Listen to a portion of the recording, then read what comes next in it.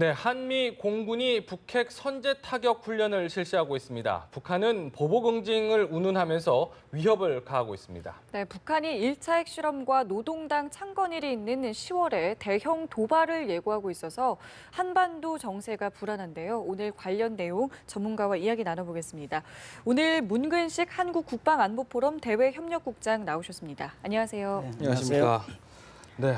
미국 공군이 지금 주도하는 그 훈련이죠. 알래스카에서 다국적 공군 훈련 레드 플래그가 시작이 됐다고 하는데 우리 공군도 함께 참여를 했다고요. 어떤 훈련인지 먼저 설명을 좀 부탁드립니다. 이번에 우리 F-15K 6대가 훈련에 참가하는데 이 훈련은 사실 다국적 연합 공군 훈련이에요. 네. 그래서 우리나라는 2012년부터 참여를 하게 되었고, 네.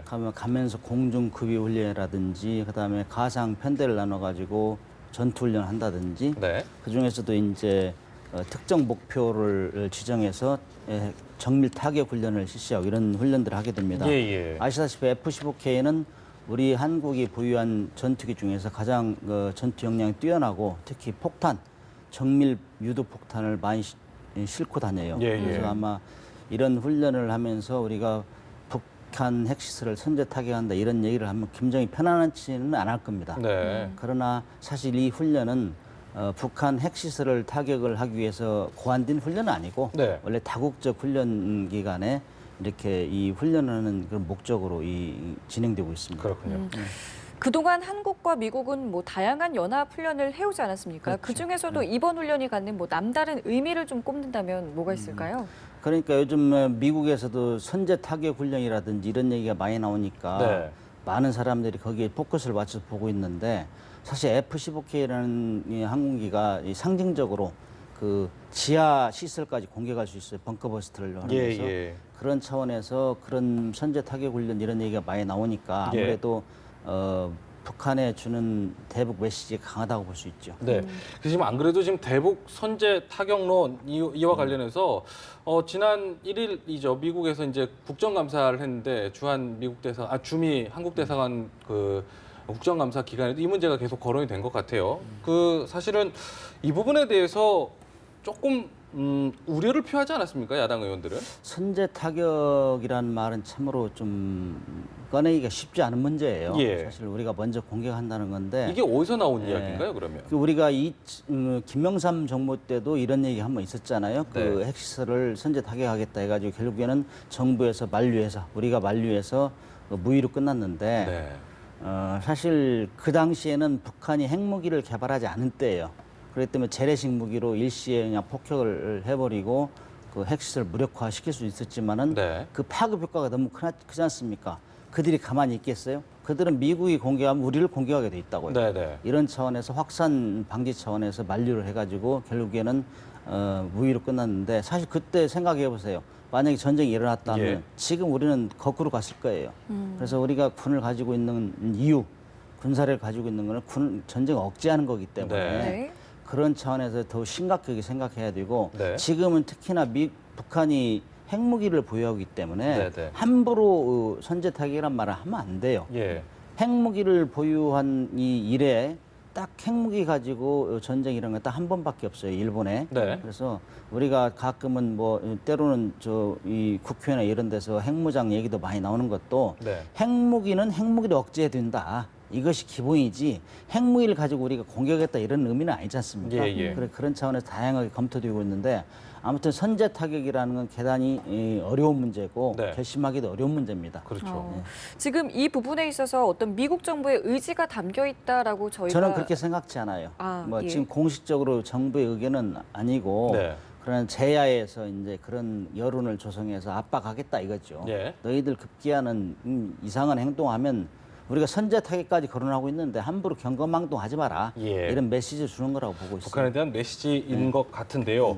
또 한 가지 메시지가 있었습니다. 지난 1일이죠. 국군의 날 때 박근혜 대통령이 기념사에서 한 이야기가 있는데 북한 주민들에게 좀 탈북을 권유하는 이야기였거든요. 어떻게 좀 보셨어요? 그거는 지금 북한이 제재로부터 압박을 당하니까 네. 계속 몸부림치고 있는 상황에서 네. 이제 엘리트들마저도 네. 이제 동조하고 있어요. 북한 네. 체제의 불안에 대해서. 네네. 그러니까 우리 그 정부에서는 우리도 이제 흔들기도 같이 해야 되겠다. 이런 차원으로 보고 있습니다. 네. 그러나 북한이 아무리 흔들고 우리가 흔들고 해도 걔들은 체제 유지가 일본 목표이기 때문에 예. 중국이 뒤에 받치고 있다는 은근히 가지고 있어요. 네. 그래서 우리가 아무리 흔들어도 중국하고 러시아가 이렇게 보이지 않게 힘이 작용하는 날 쉽지는 않을 겁니다. 하지만 또 일각에선 이렇게도 볼 수 있을 것 같은데요. 이 박근혜 대통령의 대북 메시지가 이렇게 갈수록 좀 커지는 것을 보고 김정은 체제 붕괴 가능성을 염두에 두고 하는 건 아니냐라는 입장도 있거든요. 그게 종합적으로 판단했겠죠. 그래서 우리가 이렇게 메시지를 던지면서도 그 붕괴 가능성에 대비해야 된다. 이런 차원에 우리 준비도 해야 된다. 이런 메시지 우리 자체적으로 있을 것이고 예. 그러나 조금 전에 언급했다시피 그렇게 쉽게 붕괴되지는 않을 것이다. 네. 왜냐하면 핵을 가지고 있기 때문에 네. 우리가 지금 여러 가지 뭐 핵무장론, 전술핵 배치론 뭐 여러 가지 얘기하고 있지만은 분명히 우리가 지금 짚고 넘어가야 될 거는 이제는 핵무기를 개발한 상황에서 얘기하자 이거예요. 네. 그 전에는 핵무기가 없을 때는 여참 우리가 선제 타격하겠다, 그다음에 체제를 붕괴시키겠다 이런 여러 가지를 했지만은 이제 핵무기를 개발한 상황에서는 그들이 궁지에 몰리면 어떤 일을 할지 모른다 이겁니다. 그렇죠. 그래서 한 발만 핵무기라는 거 한 발만 쏴도 초토화되기 때문에 네. 그런 차원에서 좀 신중하게 접근해야 되지 않을까. 무작정 흔든다고 해서 다 좋은 건 아니다 이렇게 보고 있습니다. 그러니까요. 지금 뭐 무작정 흔들면 안 된다 이런 지적도 있었지만은 사실 여기에 대한 대응을 좀 해야 된다라는 부분에서 핵 무장론이 지금 계속 이야기가 나오고 있는데 특히 이제 뭐 집권 여당의 대표도 뭐 핵 무장론의 가능성을 좀 시사하는 발언도 하고 약간 보수층에서 더 이렇게 좀 그 핵 무장에 대한 이야기의 가능성을 좀 얘기를 많이 하고 있거든요. 어떻게 좀 해석을 저는 해봐야 개인적으로 될까요? 바람이 있다면은 정부가 좀 주도적으로 아이템을 선정해서 차근차근 풀어갔으면 좋겠어요. 네. 자, 조금 전에 언급했다시피 핵무기라는 건 핵무기를 억제하는 최우선 방법이다. 그러나 우리가 핵무기를 개발하면 수많은 과제를 난관을 극복해야 돼요. 네. 뭐 주변국의 반대라든지 뭐 이런 것도 굉장히 많은데 그런 상황에서 핵무기 개발은 차제에 두고 차선이 무엇이냐. 그건 한미 동맹을 강화하는 거예요. 예. 그래서 한미 동맹을 강화하려고 수많이 노력했지만은 최근에 들어서 약간의 불신하는 경향이 있잖아요. 국민들이. 예. 뭐 사드 배치라든지 그다음에 전략 폭격기 이동하는데 시간이 오래 걸린다. 예, 어떤 예. 사람들은 뭐 미국에서 단추만 누르면 30분, 40분 내에 평양에 도달할 수 있다. 핵무기가. 예, 그래서 예. 걱정하지 말라 하는데 그것이 중요한 게 아니라 지휘 결심을 어떻게 빨리 하느냐예요. 예, 예. 바로 신속하게 그들이 핵무기를 썼을 때 우리도 날아할 것이냐 이 메시지를 줘야 된다는 거예요. 네, 그래서 네. 국민들이 불안하게 생각해요. 어떤 분들은 뭐 그러면 전술핵 배치 차선인데 네. 어디다 배치할 거냐. 네, 네. 사드 배치도 못하게 하는데 어떻게 전술핵 배치하느냐. 방법은 여러 가지 있어요. 과거에 92년 이전에 그 핵추진 잠수함에도 전술핵이 있었어요. 네, 네. 토마호크 거기에 W-80이라는 전술핵이 있었어요. 그런 네. 것도 지금 한반도에 배치 못하면은 미국의 그 핵추진 잠수함 상시 동해 배치하는 거예요. 그리고 네. 라인을 지휘 라인 유지하는 겁니다. 예, 예. 너희들 쏘면 바로 우리도 날아갈 수 있다. 이런 메시지를 주면 되는 거예요. 타학적 노력하면은 정말 주변국을 자극하지 않으면서도 차선을 해야 되는데 분명히 이거는 한미 동맹 강화 차원이지 한미 동맹에는 영원할 수 없어요. 예, 예. 국익에 따라서. 예. 그래서 우리가 자주국방도 강화해야 된다. 그런 예. 차원에서 핵무장도 검토를 해야 됩니다. 예. 그렇게 하고 그것을 정부가 주도적으로 좀 해야 되겠다. 네. 제3국에서 보면 얼마나 우스운 꼴이 지금 양상이 되고 있습니까? 국회는 국회 다른데 국회도 마찬가지 당별로 틀리고 그러니까요. 정부는 또 정부 목소리인데 이래 참 이걸 볼 때 우리가 국능 결집이라는 얘기를 대통령께 자주 하시는 이유도 이겁니다. 적이 무서워하는 건 국능 결집입니다. 네, 네. 우리가 통합된 목소리를 낼 때 그들이 함부로 할 수 없다는 거죠. 알겠습니다. 남경필 지사 같은 경우에는 이제 미국의 핵 우산이 사라질 수도 있으니까 전자권을 환수해야 된다라는 의견도 냈거든요. 여기에 대해서는 어떻게 보세요? 전자권 환수는 자주국방의 그 상징적인 얘기죠. 예. 그래서 남경필 지사 이런 분들이 얘기하는 것 중에 이제 염두에 두고 하는 것들이 프랑스와 영국이 어떻게 했느냐. 예. 그 맹방, 미국의 맹방이 내가 핵우산을 씌워주겠다 얼마나 강조했어요. 예. 그럼에도 불구하고 핵무장을 했어요. 만약에 워싱턴과 뉴욕이 공격당하면은 너희들이 우리를 런던과 프랑스를 보호해 주겠느냐. 지금 북한이 핵무기를 안 가졌을 때는 우리도 그게 봉주할 수 있지만 지금 그렇죠. 핵무기를 가지고 거기다 SLBM까지 실어가지고 은밀히 가서 본토를 공격하겠다 하는 상황에서 미국 국민들이 야 내가 워싱턴이 공격받는데 바로 한국에 쏠 수 있어?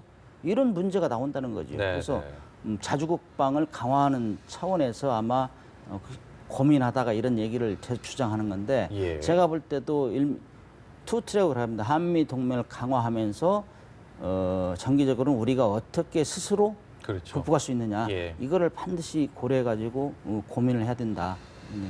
자주적인 판단을 할 수 있는 예. 역량을 갖출 부분이 필요하다. 이 부분을 강조해 주셨는데 지금 북한이 어떤 위협을 지금 계속해오는 와중에 지금 뭐 여러 가지 대북 제재를 하고 있는데 특히 이제 그 중에는 또 인권 관련한 그 대북 압박도 하고 있어요. 지금 뭐 해외에서는 김정은을 국제 형사재판소에 회부해서 해야 된다. 이런 청원을 하고 있는데 벌써 뭐 1000여 명이 서명을 했다고 해요. 근데 이런 게 사실 뭐 청원을 했다고 해서 김정은이 누이나 끔뻑할까 이런 생각도 들기도 하고요. 하나의 시도는 되겠지만 네. 그동안 북한 정권이 이게 수십 년을 유지해왔던 거는 그 정보 차단입니다. 예. 그렇죠? 예. 그동안 인터넷이 있었습니까? 그래서 정말 이게 철권 통치 아니에요. 밖으로 외부 노출하는데 지금 김정은이가 하는 것 중에 우리가 뚫고 들어가야 될 것이 정보 폭탄이란 말이 있었잖아요. 최근에 예. 미국에서. 예. 그런 방법입니다. 정보 폭탄을 강화해야 되고 인터넷 이런 데를 활용해가지고 내부 불안을 조성시키고 네. 이런 방법이 오히려 낫지 않을까. 국민들에게- 그 서명보다는 그렇죠. 북한 네. 주민들에게 네. 어떤 외부의 정보를 심어줄 수 있는 그렇죠. 방법들을. 그래서 시도 때도 없이 뭐 우리가 뭐 남한 방송도 이렇게 네. 유입시키고 미국에서 정보 폭탄이라고 했는 어떤 범인지는 확실히 제가 감은 안 잡히지만은 네. 그런 방법을 통해서 내부 정보가 원활히 공유가 될 때 네. 자체적으로 판단하는 거죠. 이 정권이 아니다는 거를. 그래서 그런 방법으로 뚫고 들어가는 것이 오히려 네. 이렇게 서명하는 것보다는 예. 적극적이지 않을까 그렇게 생각합니다. 예. 네. 자, 그리고 유엔 안보리의 대북 제재 결의도 10월 중에 이제 좀 윤곽을 나타낼 것 같은데 글쎄요. 이전에 있었던 그 2270호보다는 조금 더 강화가 될까요? 어떻게 될까요? 그렇죠. 지금까지 2270호가 제일 강화됐다고 하는데 그거 할 때 결의하고 57일인가 걸려서 이렇게 그랬죠. 서명을 했어요. 근데 지금 우리가 추가 제재를 해야 된다. 지금 한 달 정도 지났는데 중국이 거의 미동도 끔떡 않잖아요. 네. 그래서 그러나 거기에 포함된 것 중에 하나가 이제 석탄 수출을 금지한다. 그다음에 금융 제재를 더 강화한다. 지금 금융 제재는 효과를 많이 보는 것 같아요. 예. 서서히 지금 뭐 아우성이 나오는 것 같은데 네. 이런 차원에서 해야 되는데 중요한 거는 거듭 강조하지만 중국이 적극적으로 동참하지는 쉽지 않을 것이다. 그렇죠. 그러나 시도는 해야죠. 그래서 네. 이제는 미국이 적극적으로 좀 나서야 되겠다. 그러니까 외교적으로 노력했다 이런 생각이 듭니다. 네. 자, 끝으로 한 가지만 더 여쭤보면 이번 주말이요. 10월 9일이 이제 북한이 1차 핵실험을 한 지 딱 10년이 되는 날입니다. 더군다나 10월 10일이 이제 북한 당 창건일이고요. 그러다 보니까 그 이번 주 9일, 10일 사이에 북한이 어떤 대형 뭐라 할까요? 도발을 하지 않을까 이런 가능성이 점쳐지고 있거든요. 어떻게 좀 많은 말씀하실 사람들이 수 있을까요? 예측하는 것이 대형 도발이라 하면 지금 장거리 발사체를 발사하지 않겠느냐. 예. 그들이 어떻게 해서 핵무기 소형화, 다중화, 경량화는 다 이룩했다. 그다음에 지금 보도에 의하면은 핵 추진 잠수함을 건조하는 게 지금 언론에 나타났어요. 예. 그런 상황에서 보면은 이제 남은 거는 장거리 발사체를 날림으로써 네. 미국에 정말 직접적인 타격이 가할 수 있다. 이걸 보여주는 거죠. 네. 그런데 그들이 항상 진행해 왔듯이 어떤 특이한 뭐 기념절이나 이런 때를 맞춰서 한다는 고려할 때 아마 시도하지 않을까 그런 생각이 듭니다. 네, 알겠습니다. 저희 오늘 말씀은 여기서 마무리 짓겠습니다. 지금까지 문근식 한국국방안보포럼 대외협력국장과 함께했습니다. 고맙습니다. 네, 감사합니다.